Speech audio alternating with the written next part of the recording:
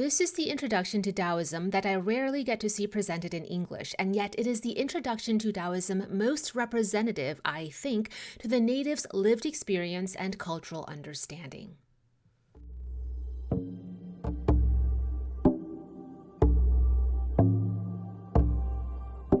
Dao, meaning the path or the way, a journey resulting in change, and historically it was used to indicate any ideological path or process connecting two disparate points, bridging a gap between polarities, tempering yin-yang, yin and yang.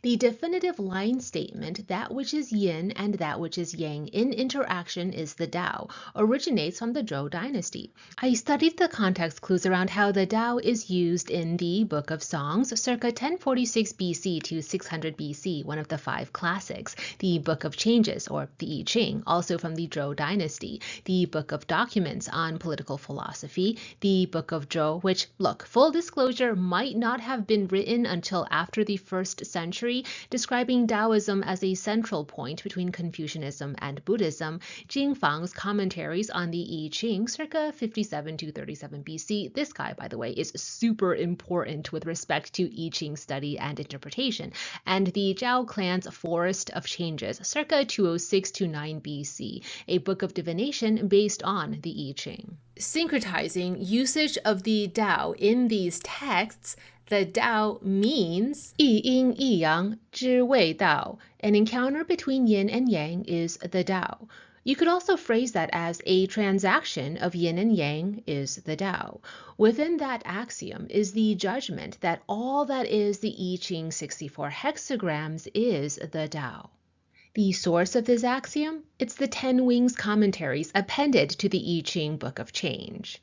That line statement and commentaries about it is also found in a Confucian text, Shuo Yuan, Garden of Persuasions, attributed to Liu Shang, an imperial court scholar and himself a royal, further explained in that Jing Fang book I mentioned, commentaries on the I Ching, and also this text by Hu Tong, circa 25 to 220 AD Eastern Han, a compilation of political and philosophical discourse, and then basically repeated ad nauseum for millennia thereafter. The oft-cited commentaries on this statement defining Taoism is sourced from Zhengyi and Zhuxi, philosopher names you're probably familiar with if you've read my book, I Ching, the Oracle. The Tao signified an essence, not a defined, definite construct, and so every emanation and iteration of a step-by-step pathway to reconcile and bring to harmony opposing forces, bridging heaven and earth, was the Tao, because that was the path, the ultimate great purpose. When Buddhism entered China, its middle path philosophy and value of overcoming self-interested attachment and desire to the worldly fit that definition of the way, the Tao. And so historically, Buddhism was referred to as the Tao in pre-Qin classical texts, that's prior to 200 BC. But the Tao was also used to describe methods of petitioning and venerating spirits and shamanic witchcraft, and all that today you might call superstitious magical thinking. So the Tao is also a cult practice. I mean, yin yang shu, that basically means a cult practice. According to Li, Taoism as we are familiar with it today wasn't established until the Eastern Han Dynasty, around 126 to 144 AD. Prior to the Eastern Han, that term, Dao Zhao Taoism, was used by many different schools of thought and even different really diverse branches of study. So methods relating to witchcraft and Wu shamanism were called Dao Zhao. Specific teachings or methods of traditional Chinese medicine were called Dao Zhao. A system of political philosophy was called Dao Zhao. A system of metaphysics was called Dao Zhao. A philosophical school of metaphysical naturalism that arose during the Warring States period, 470 BC to 220 BC, called the Yin and Yang school of thought, Yin Yang Zha, was also integrated into Taoism. In fact, the cosmological theory of the binary code, Yin and Yang and 5 alchemical phases of change, became foundational tenets of the Tao. And that was pulled from the Yin Yang school of thought. And when Buddhism entered China, the teachings of the Buddha were characterized as the Tao. Even after the Han Dynasty, esoteric Buddhist practice continued to be referred to as the Tao. Rationalist and naturalist philosophy were the Tao, as was collectivist libertarian political ideology. That too was the Tao. Martial arts and the cultivation of qi necessary for martial arts, qi gong, were characterized as the Tao. Study of internal medicine was the Tao. In Chinese translations of the Christian Bible, logos, or the word of God, is translated as the Tao. This historically documented lumping of everything and the kitchen sink into Taoism helps to explain why today it can be so difficult to define or put parameters around Taoism. It isn't until the Eastern Han, the 1st century AD, 6 centuries, give or take, after Lao Tzu, that Taoism gets institutionalized in a manner of speaking, and retroactively, certain doctrines are designated as Taoist. First, the 4 corners of Taoist belief. The doctrines of Wu Wei and Ziran, or basically let it be and it is what it is. The belief in true names and true forms, or naming the forms, meaning every aspect of reality, everything in this universe has a true name and a true form, but that true name cannot be spoken, and that true form is not an immutable physical form, even though the true form itself is immutable. Third is basic Taoist cosmology, summarized in this famous line from chapter 42 of the Dào Dé Jing: the Tao gave rise to the one gave rise to the two gave rise to the three gives rise to the myriad beings. And finally, Xuan De, path for transcendence to thereby attain divine knowledge. The hidden code is a set of beliefs about heaven and earth, the above and the below, that guide you along the path of attaining knowledge and understanding of the mysteries. The term Dàoshì, meaning a priest or priestess who follows the way, has been around since the reign of King Mu of the Zhou dynasty, circa 950s BC, indicating those who follow the Huang Lao path, which we'll get into later in this discussion. A Dàoshì is one who passes on the teachings of Taoist principles. And then there are the 4 cornerstones of Taoist practice. 1. Invoking spirits, whereby the Magist or Taoist methods master serves as a mediator between the physical world and the spirit world. 2. Divination, whereby the methods master serves as an interpreter of the mysteries. 3. Ceremonial rites, whereby the methods master is a custodian of cultural traditions, a guardian who maintains cohesion between the spiritual and physical. And 4. Wuzhu, shamanic witchcraft, whereby the methods master is a creator, a healer, channeling the powers of a demiurge, the creative force and agency to shape and to reorganize the natural world. The term Fāngshì is indicative of a methods master, meaning someone who is an expert in one of the fields of Taoist practice, be that a ceremonial magician, a diviner, or shamanic spirit medium.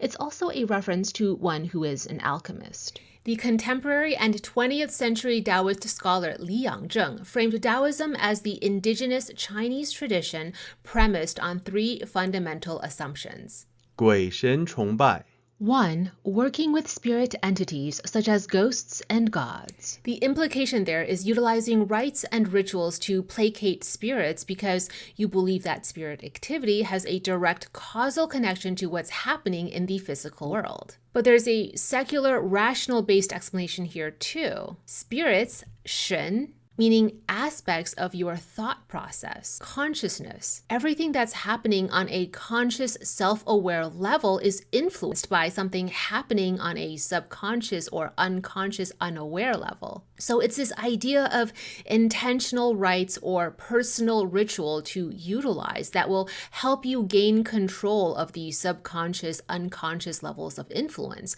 to gain control and mastery over the unseen influences within.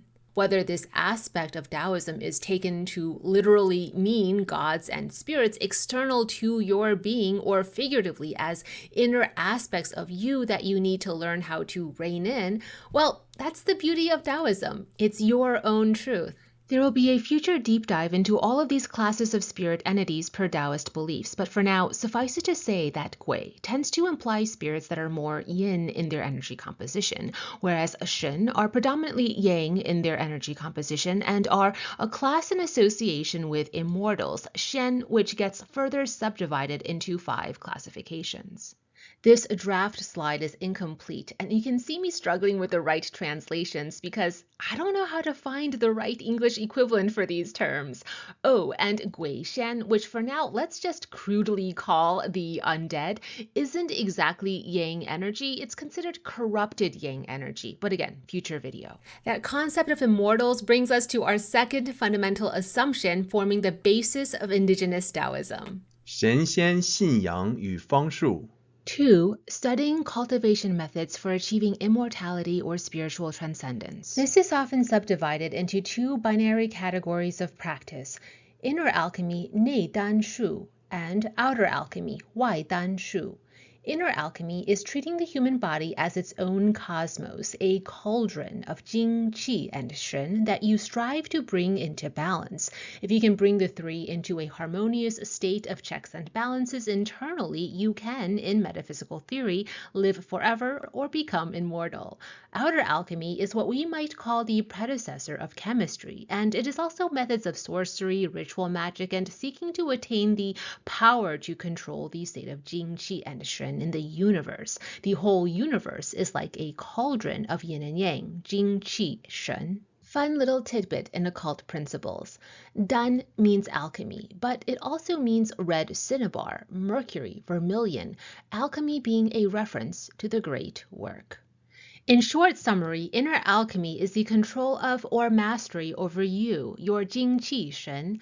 Outer alchemy is the control of the world around you, and also using the world around you as a resource for increasing your personal power. As Lee notes, between 472 BC and 221 BC, the Warring States period, Shenzhen Fāngshì was widely practiced and, more importantly for us, widely documented. Shenzhen Fāngshì is a term for one of the 5 mystical arts, wushu, which are found in Chapter 6, page 239, Table 6.8 in my book, I Ching, the Oracle. Shenzhen Fāngshì means spiritual cultivation methods for attaining immortality, be that meditation, martial arts, qigong, diet, reciting sutras, or spellcrafting. That third one, study of appearances, is face reading, palmistry. It's the study of physical forms. What does the form tell you about the spirit? The I Ching would be categorized under divinatory arts, whereas Ba Zi, 4 pillars of destiny, calculations, and astrological birth chart readings would be categorized as the study of fate. In totality, these 5 mystical arts represent the body of spiritual and psychic knowledge, skills, and experiences to be attained that cultivate a refined state of being in attunement with the supreme state of being. This checklist right here is how you walk the Huang Lao path that is the Taoist path, which brings us to the third of the 3 fundamental assumptions of indigenous Taoism. 黄老学说中的神秘主义成分 That's the occult or arcane doctrine of Huang Lao, the combined teachings of Huang Di, the Yellow Emperor, and Lao Tzu, as in the Dào Dé Jing. The Huang is an attribution to the Yellow Emperor, Huang Di, who, assuming he's a real guy, probably lived sometime around 2600 BC. He was deified in Han Dynasty texts as Huang Shen and is associated with the Big Dipper in the north. The Lao is an attribution to Lao Tzu. Lao Tzu, or maybe often spelled Lao Tzu in English, is a name you're familiar with, I'm assuming. Let's learn some vocabulary. 神秘主义 That term means the arcane, the mysteries with a capital M, the occult, and that's descriptive of the doctrine of Huang Lao or Huang Lao Tao. Taiwanese scholar Fu Peirong noted that 神秘主义 should be translated to occultism, 秘气主义, because the principal concept is the esoteric experience or 秘气经验. If you're able to read traditional Chinese and you're interested in I Ching, Taoist, and Confucianist scholarship, I highly recommend the works of Fu Peirong. I myself am greatly indebted to Professor Fu's work. If you're familiar with Professor Fu, then you'll probably have noticed that my own work is very much influenced by his. 灵魂与一个至高的精神实体相契合的精神经验 That is how Li Yangzheng describes the Taoist doctrine of Huang Lao. It is refinement of the Hun or yang aspect of your soul in Hun Po soul dualism by having your spiritual or psychic body undergo spiritual experiences, gain in knowledge attained, and cultivating of skills that attune you to oneness with the supreme spiritual state or supreme consciousness. There are two key binary yin and yang concepts to the doctrine of Huang Lao that seems contradictory, so you'll have to hear me through. The first is the Taoist mystical philosophy of affirmative social advocacy. Heaven bears resources and powers, and it is heaven's natural inclination to share, which it shares with earth, and earth bears resources and powers that it has a natural inclination to share.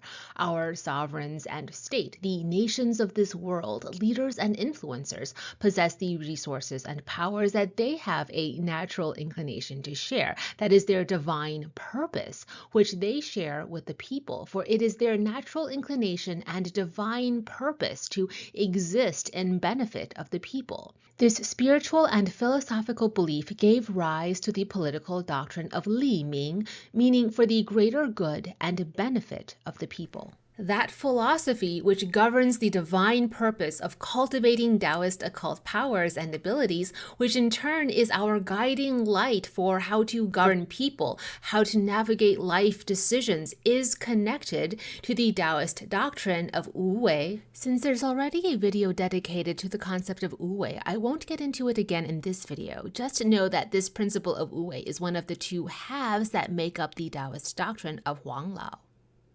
Under the Huang Lao doctrine, the third of the three prongs to providing us with a framework for Taoism is governed by the binary code of Li Ming for the greater good of the people, and Wu Wei. These two tenets are considered the highest priority of the Taoist. The term Huang Lao itself is first found in the Shiji, or better known in English as the Records of the Grand Historian by Sima Qian and his father. The term Huang Lao appears at least 16 times throughout the Shiji in reference to a method of sorcery or magic, Fāngshì, traced back to the Huang Lao tradition. That idea of methods of sorcery and magic traced to the Huang Lao tradition was then integrated into the school of Taoism. And yet, per context clues, the methods and ways of Huang Lao also seems to be indicative of a form of martial arts, or a particular philosophical approach to martial arts. Huang Lao also implies a political philosophy. On screen, I'm just showing a couple more places in the Records of the Grand Historian circa 2nd century BC, where the doctrine of Huang Lao gets referenced. The way of Huang Lao, or what per historical records seems to get referenced as within the scope of the way of Huang Lao, can best be described as syncretic, meaning it seems to take a bit from everything, borrowing from indigenous long-standing traditions, Confucianist thought, yin and yang theory, and mo zha mo thought, a Chinese school of philosophy that emphasized agape love, altruism for the greater good, rational thought, and non-discrimination when it comes to governance and social justice. The Huangdi Neijing, or Inner Canons of the Yellow Emperor, is considered a seminal text on the way of the Huang Lao, just to give you a sense for the scope of this Taoist doctrine. We made reference to this text in a previous video on the Yuanchen Gong, or Inner Palace, and the Akashic Records. The 4 in multiplication with the sacred trinity, the 3, produces an array of 12, the mathematical designation of space-time. That is the circular, cyclical expression of the Tao as nature and cosmos. That's 12 for the 30-degree segments of a 360-degree circle or cycle that represent planetary paths, the solar path, the lunar path, as we observe them from a geocentric model. Yeah, let's get a PowerPoint slide up to help us diagram this. We noted that modalities of soul healing, such as exorcisms and soul retrieval, are one category of Taoist practice, and then there's ritual and third meditation. The 4 cornerstones of Taoist beliefs are understood in threes, the 3 pure ones, the 3 powers, the 3 realms. 4 times 3 is 12. That's the 12 resonant with the zodiac, the planetary paths and markers of time, resonant with the 24 seasonal increments, increments which all factors into the cycle of change, markers of space, the Tao, a full circle, which is to say in Taoist metaphysics, numbers are the foundation for almost all metaphysical concepts and operations. So there is this compelling question of whether or not you can separate Taoism and the I Ching, especially in light of the nonlinearity of the I Ching. Let's take a look at how this word, the Tao, is used in the I Ching Book of Changes. In English, it gets translated to the way or the path, but to fully convey the meaning intended, we really do need to simply say the Tao. Return to the Tao. Stay true to the Tao, because it doesn't just mean literally a path or a route. It conveys the sense of a step-by-step journey, a methodology, an intangible intellectual step-by-step route, like the scientific method. So it means methods and principles, teachings, doctrine. Return to the Tao. Return to the initial methodology. Stay true to the Tao. Stay true to the pathway you've defined for yourself, your doctrine and values. Pre-Chin, and that reference is something we addressed in the previous video, Taoism was one of the 100 schools of thought. The 100 schools of thought, 诸子百家, was a consortium of schools of philosophy recognized during the period of 500 BC to 200 BC. Confucianism, Taoism, legalism, and the Yin-Yang school are three of the most well-known traditions listed in that consortium. These 4 points you see on screen right now are 4 factors or elements we consider to be attributes of a school of philosophy. Now, let's consider how Taoism as a discipline investigates and addresses these 4 fundamental questions. Taoism is a school of thought, one with an unbroken historical tradition that spans millennia, that inquires and organizes experiences and knowledge by way of systematic analysis, on the premise that intuition and logic are 2 sides of the same coin, that truth is arrived when heart and mind reconcile. Historically, Taoist thought has driven Chinese advancement in math and science, conveys principles in psychology, political theory, and perhaps most notably metaphysics. It provides a framework for ethical thought and conduct. Taoist ethics focuses on the principle of non-action, nameless simplicity, balancing the opposites, and also harmony of heaven, earth, and humanity, reflecting on the many meanings of to be like water. And the aspiration of immortality is about as speculative as one can get, I dare say.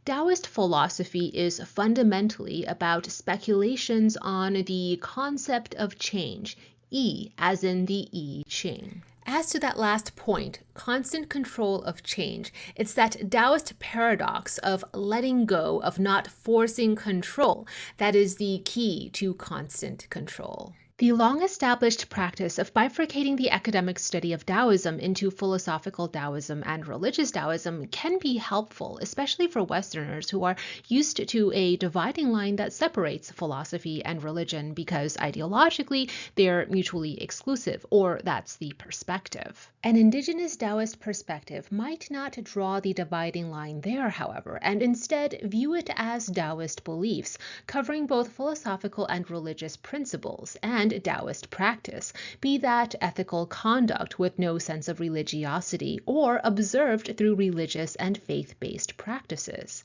And so, 一阴一阳之谓道, the Tao is any and every encounter between yin and yang. Taoism is active engagement to reconcile yin and yang. As we enter the eras and millennia of Imperial China, our understanding of the Tao, defined as the interaction, exchange, or journey of change between yin and yang, evolves with our advances in science, mathematics, and medicine.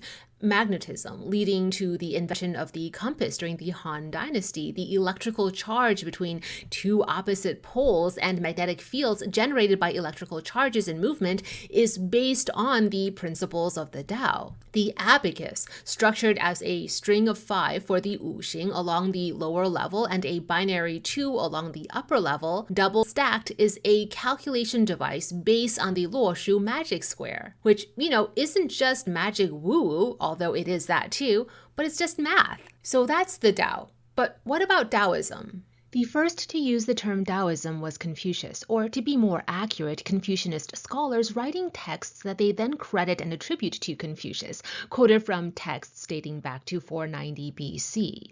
According to these Confucian scholars, Confucius said that everything you need to know about the Tao can be learned from the stories of the Six Ancestral Sage Kings. The ways of these Six Ancestral Sage Kings embody the way of the Tao.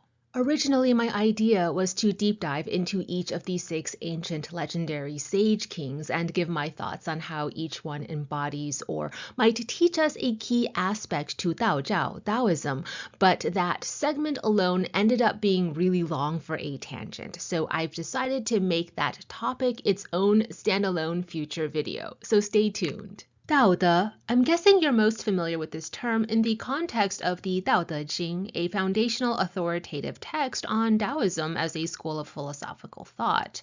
Dào Dé Tiān Zūn is the earliest supreme god worshipped in Taoism. Temples with pagodas venerating Dào Dé Tiān Zūn date back to the Eastern Han. This supreme god was born from the numinous void and originates before the beginning of time. The supreme god is also a triple god, the 3 pure ones, San Qing. The content of the Dào Dé Jing tends to be conceptual. The book sets forth the philosophical principles of the Tao and the ethical principles or code of virtuous conduct called De. Beginning with the Taoist god Dào Dé Tiān Zūn, we see personifications of the key concepts from the Dào Dé Jing expressed as gods and goddesses. Taoist belief encapsulates both the abstract philosophical concepts and the religious personifications of those philosophical concepts. The thing to bear in mind is, from a Taoist perspective, they're one and the same. It's 2 different filters for examining the same thing. So, to recap, in the Eastern Han Dynasty, 1st century AD, we started to see definitions for Taoist beliefs on one side and Taoist practice on the other. But we have this reality of practitioners who engage in Taoist practice by those definitions, but apply a Buddhist framework of religious beliefs to Taoist practice.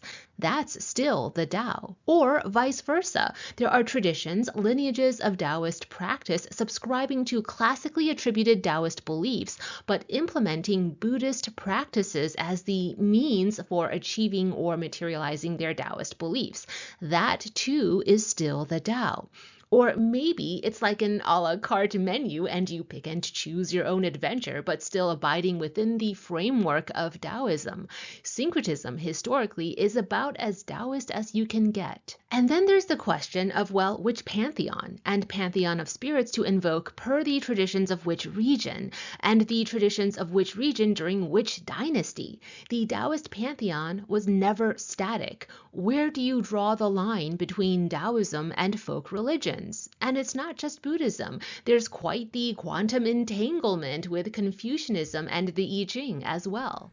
But by the time a Taoist framework is defined during the Han Dynasty, the pre-Qin intuitive, instinctive knowledge of the Tao has already embedded itself deep into the soul DNA of, well, people like me. It becomes ethnic, genetic, not just religious, not just a school of philosophy, but cultural knowledge rooted in the collective unconscious. The Tao becomes the source of cultural continuity across the millennia of generations of Yellow River peoples. The Tao is why the Chinese are arguably the oldest continuing world civilization. To summarize, the Taoism that has not yet been named Taoism is as old as the historical shamanic traditions of the Yellow River civilizations. Traced back to the Yellow Emperor, the soul DNA of Taoism is in everyone whose ancestry descends from the Yellow River cradle of civilization. In records of the Grand Historian around the 2nd century BC, Sima Qian says this about Taoism, parameters for defining this school of thought that has endured to this day.